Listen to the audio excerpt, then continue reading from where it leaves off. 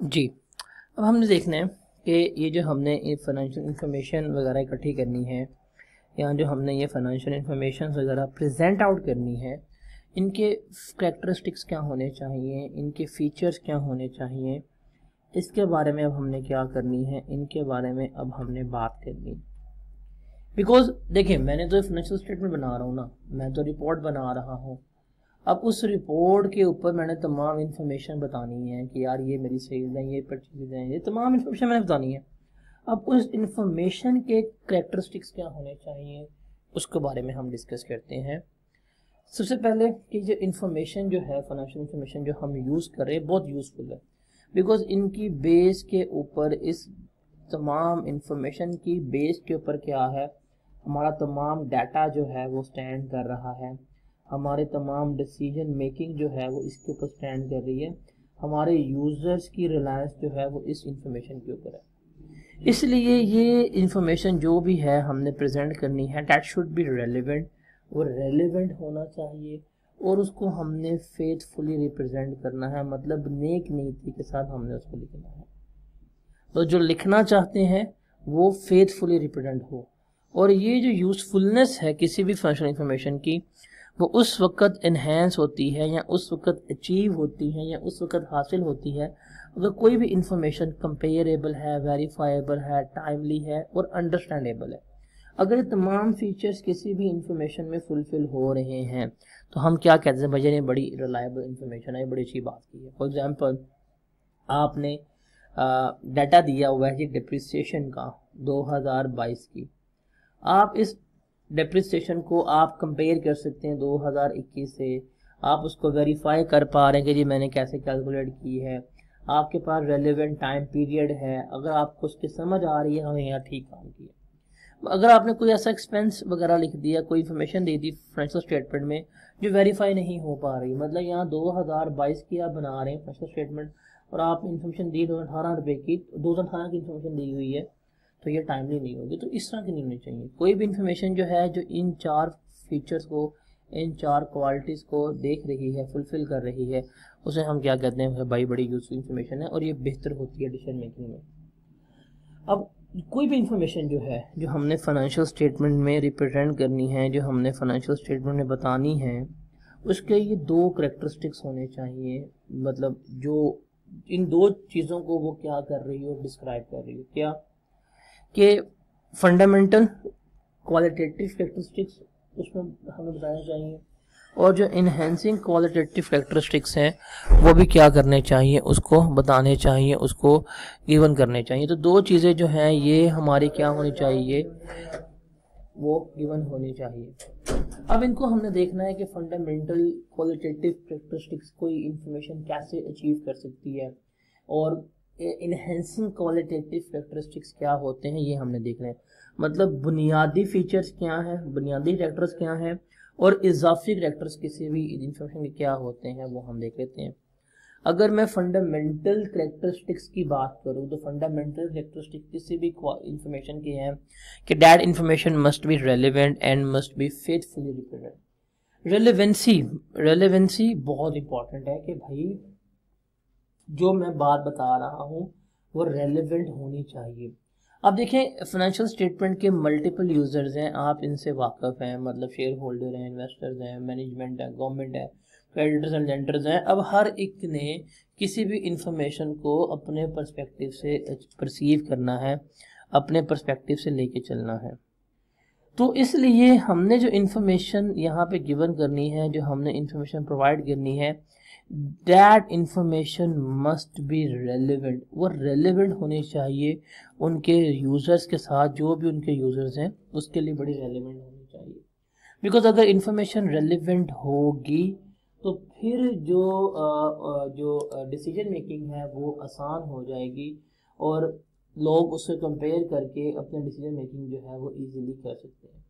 अब ये रेलेवेंसी कैसे अचीव हो सकती है कि जो भी इंफॉर्मेशन है अगर वो मटेरियल है तो वो लाजमी करनी है, कोई ऐसी इंफॉर्मेशन ओमिट नहीं करनी जिसका इफ़ेक्ट जो है वो मटेरियल हो, ओमिटिंग नहीं करनी किसी भी चीज़ की, या कोई मिस्टेक नहीं करनी इंफॉर्मेशन जिसकी वजह से यूजर्स की डिसीजन मेकिंग चेंज हो सके, ये चीज़ें हमने नहीं करनी।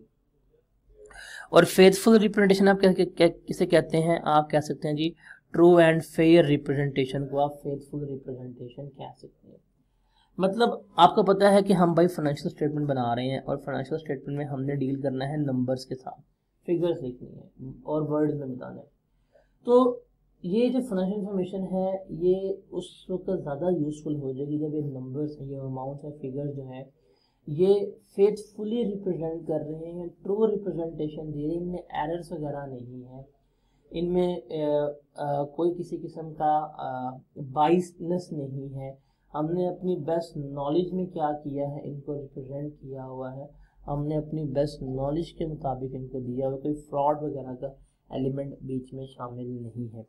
तो रेलेवेंट होना आपने क्या याद रखना है कि फंडामेंटल क्वालिटेटिव कैरेक्टरिस्टिक्स कब अचीव होते हैं कि जब भी कोई इन्फॉर्मेशन रिलेटिव हो और जब वो फेथफुली रिप्रेजेंटेड हो तो आप उसको अचीव कर सकते हैं। ये दो चीज़ें सिर्फ आपने बस याद रखनी है। और इनहेंसिंग क्वालिटेटिव क्या होते हैं कैरेक्टर, मतलब कोई भी इंफॉर्मेशन अगर जिसमें ये तमाम चीज़ें मौजूद हों तो उसकी क्वालिटी मज़ीद इन्हेंस हो जाती है, यूज़र्स के लिए वो ज़्यादा फ़ायदेमंद शामिल होती है। अब कौन कौन सी हैं? कंपेरेबिलिटी। अब कंपेरेबिलिटी का मतलब क्या है कि कोई भी ऐसी इंफॉर्मेशन जो यूज़र्स के पास मौजूद है अगर वो उसे कंपेयर कर सक रहे हैं, उसमें सिमिलैरिटीज़ को, उसके डिफरेंसेस को अंडरस्टैंड कर पा रहे हैं, उनके पास पॉइंट ऑफ कंपैरिजन है, तो ये बड़ी ज़्यादा हमारे लिए बेहतर इंफॉर्मेशन समझी जाएगी। और साथ वो कंसिस्टेंट भी होनी चाहिए, मतलब अगर कंपेरेबल है, आपने कोई इन्फॉर्मेशन 2022 में गिवन की है और साथ आप 2021 में भी कंपेयर कर रहे हैं तो 2021 से 2022 में वो कंपेरेबल है। अब जिसके पास पता है यार 2022 में मेरी ये सेल्स थी, 2021 में ये सेल्स है, तो उसको बड़ा उस पर जो होगा कंपैरिजन पॉइंट बड़ा अच्छा मिल जाएगा, उसकी डिसीजन मेकिंग बड़ी अच्छी होगी। अब एक कंपेरेबिलिटी के साथ एक और चीज़ जो है वो बड़ी अहम है, डैट इज़ कंसिस्टेंसी, कि वो कंसिस्टेंट भी होनी चाहिए। अब वो कंसिस्टेंसी कैसे अचीव होगी? वो कंसिस्टेंसी अचीव हो सकती है कि आपकी जो अकाउंटिंग पॉलिसीज़ थी वो जो इस साल अप्लाई की हैं वही पिछले साल होने चाहिए, जो मेथड्स थे वही इस साल हैं वही पिछले साल होने चाहिए थे।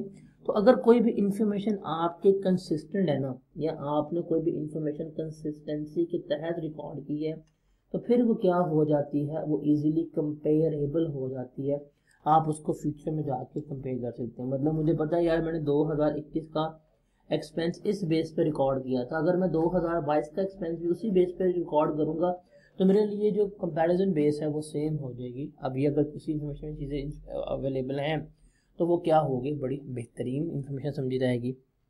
दूसरा, कोई बात की है, उस बात की अगर वेरीफाइबल है, अगर वो वेरीफाई हो सकती है तो ये उसका एक एड ऑन फीचर है, बिकॉज आपने तो इन्फॉर्मेशन दी है।